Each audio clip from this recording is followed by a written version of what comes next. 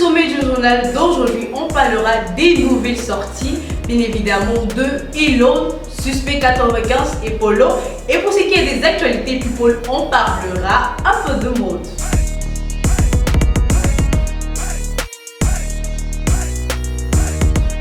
On entame cette première partie avec JN qui nous a fait sortir son son intitulé Bisous, sorti le 24 juin. Bébé, faut me faire bisous. Chérie, tu n'as rien, mais tu t'appelles Fatou. Bébé, les gars, je fais tout. Quand j'étais petit, mon son préféré, c'était. C'est au tour de Master Carter qui nous a dévoilé son son intitulé Tu vas parler, sorti le 26 juin. Il n'a pas tardé juste après JN.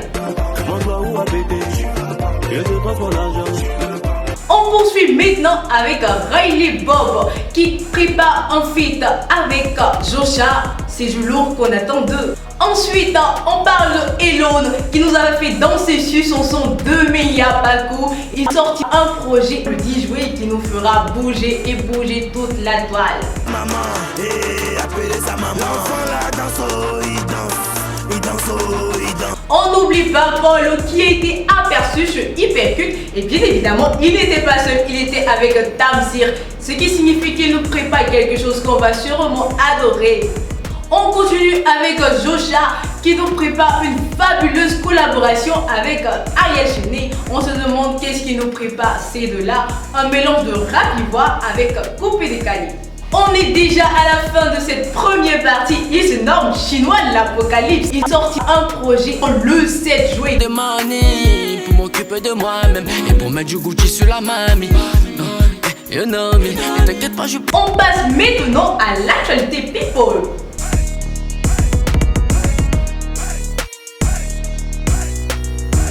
DDB s'est exprimé dernièrement sur Twitter où il dit ceci.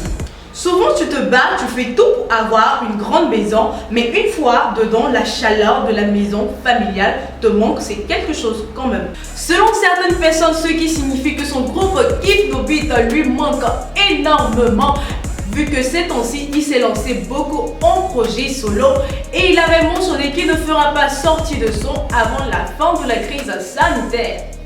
Pourtant, il avait annoncé qu'il fera sortir son projet Mozotron 2 cette année et il avait annoncé aussi un feat avec son ami Syndicat. On se demande où en est-il. Non, non. Wow. Ok. Non, non. Vous avez sûrement entendu parler de cette vidéo là qui a fait le buzz sur les réseaux sociaux. Et oui, il s'agit de 3 rappeurs qui se sont fait connaître par une manière particulière.